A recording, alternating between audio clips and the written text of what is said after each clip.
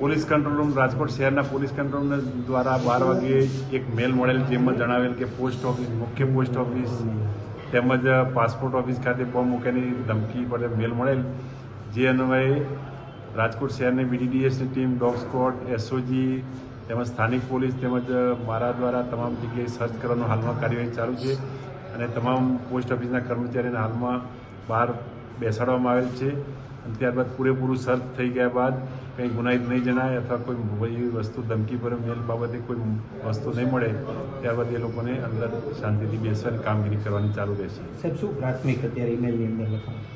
ઈમેલમાં કે હાલમાં કે ત્યાં ખોટું અમુક ISI તરફથી ને કરુણાનિધિને આવું બધું નામ બોલે છે, એમાં લખેલા છે, જે અન્વયે હાલમાં એ બાબતે સાયબર ક્રાઇમ દ્વારા ગુનો દાખલ કરી આગળની તપાસ જાણવા મળશે. અનેક વખત આવા ગુનાહિત મેલ બોમ્બ મૂકવાની ધમકી કર્યા મેલ કોર્ટમાં ઘણીવાર બનાવ બનેલો છે, એ બાબતે પણ હાલમાં તપાસ ચાલુ છે.